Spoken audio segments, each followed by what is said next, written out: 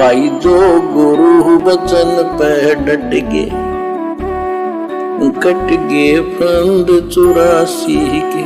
वाणी में कहा है, सोहम सुभान मंत्र, अगम अनुराग मंत्र, निर्भय अडोल मंत्र, निर्गुण निर्बंध मंत्र, निश्चल मंत्र नेक है। मंत्रों की महिमा में क्या बताया गुरुदेव ने?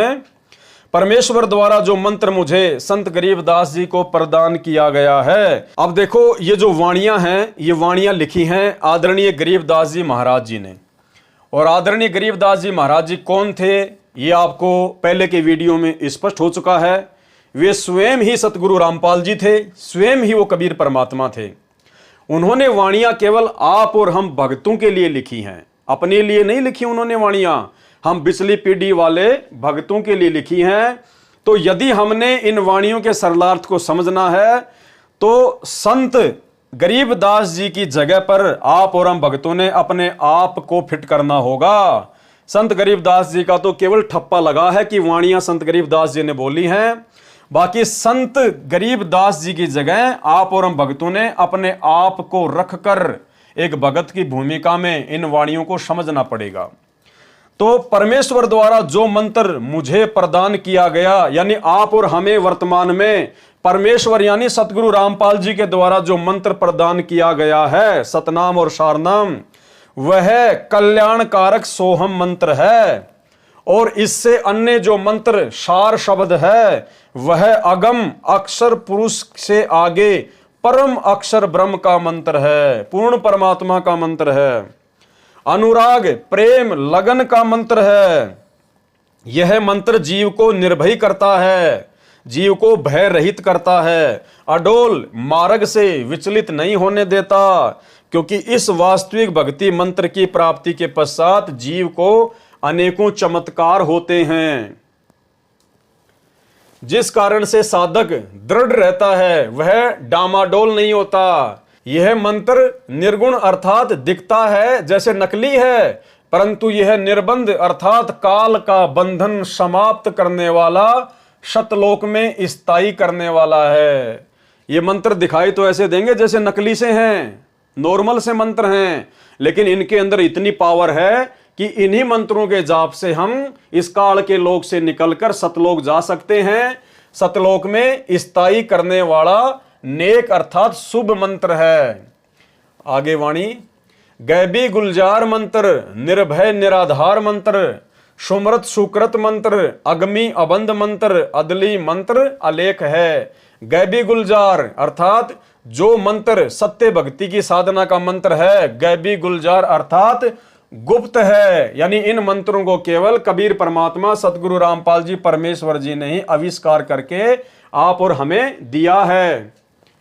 जो मंत्र सत्य भक्ति की साधना का मंत्र है, गैबी गुलजार गुप्त है, परंतु सर्व सुख देने वाला है। यह मंत्र सुखदायी है। गैबी गुलजार मंत्र निर्भय निराधार मंत्र, निराधार मानी जिस भगत का सब कुछ लुट चुका हो, कोई आधार नहीं बचा है, उसको निर्भय अर्थात लाभ देकर, हिम्मत हौसला देकर निर्भय करता है। यानी आज आपको पता है कि संत रामपाल जी की शरण में 90% केवल वही लोग आए हैं अभी तक जो पहले दुखी थे, महादुखी थे, कोई रोग से दुखी था, कोई कैंसर से, कोई एड्स से, कोई आर्थिक तंगी से, किसी के संतान नहीं थी, कोई नशे से परेशान था। तो परमात्मा कहते हैं कि ये जो मंत्र हैं कबीर परमेश्वर सतगुरु रामपाल जी के, ये निराधार मंत्र है। निराधार का मतलब होता है जिस भगत का कोई आधार ना बचा हो, जिस भगत का सब कुछ पहले लुट चुका हो, जो मृत्यु सैया पर लेटा हो, डॉक्टरों ने जवाब दे दिया हो, केवल मरना ही शेष हो कि भाई अब तो मरेंगे और कुछ नहीं है। तो ऐसे समय में परमात्मा का जब ये मंत्र प्राप्त होता है तो उस भगत को निर्भय कर देता है, लाभ देकर, हिम्मत हौसला देकर निर्भय करता है।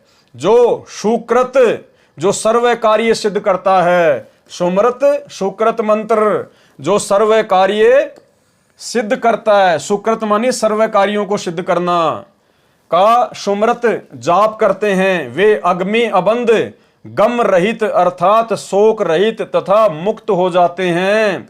वे अगमी अबंध हो जाते हैं वो भगत, अर्थात हर प्रकार के जो गम होते हैं, जैसे गम और एक होता है अग्नि, गम यानी दुख, और अग्नि का मतलब होता है जिसको कोई दुख ना हो, जिसको कोई भी गम ना हो। अबंध और बंध, बंध का मतलब होता है जो बंधन में हो, और अबंध का मतलब जो स्वतंत्र हो। तो परमात्मा का ये जो मंत्र है ये भगत को गम रहित कर देता है, दुख रहित कर देता है, और उसको स्वतंत्र कर देता है, काल के जाल से मुक्ति प्रदान कर देता है।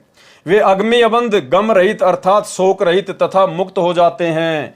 यह मंत्र अदली यानी न्याय रूपी अर्थात पूर्ण परमात्मा का मंत्र है। अदली अबंध मंत्र, अदली मानी न्यायकारी परमात्मा, सतलोक में बैठा हुआ परमात्मा, सतगुरु रामपाल जी परमात्मा जो व्यक्त रूप में धरती पर हैं। यह मंत्र अदली अर्थात न्याय रूपी अर्थात पूर्ण परमात्मा का मंत्र है, जो दूध और पानी छानकर अर्थात निर्णय करके दिया गया है। यह मंत्र अलेख जो वेदों, चारों वेदों में नहीं लिखा है। अलेख का मतलब जिस मंत्र का कहीं कोई लेख ना हो, कहीं भी ना लिखा हुआ हो। यह मंत्र अलेख जो वेदों, चार वेद में नहीं लिखा है, वह तत्व ज्ञान में है। तो वो मंत्र आज सतगुरु रामपाल जी परमेश्वर जी ने हमें अपने तत्व ज्ञान से निकाल के दिए हैं। इसलिए यह प्रचलित शास्त्रों के लेख में न होने के कारण अलेख है, क्योंकि कबीर परमेश्वर जी की वाणियों के अलावा ये जो सोहम जो मंत्र है ये और आपको किसी भी शास्त्र में, गीता में, चारों वेदों में, कुरान में, पुराण में, बाइबल में कहीं भी लिखा हुआ नहीं मिलेगा। इस कारण से इस मंत्र को अलेख मंत्र भी कहा जाता है। जो गुरु बचन पे डट गे, कट गे फंद 84 के, कट गे फंद 84 के, कट गे फंद 84 के।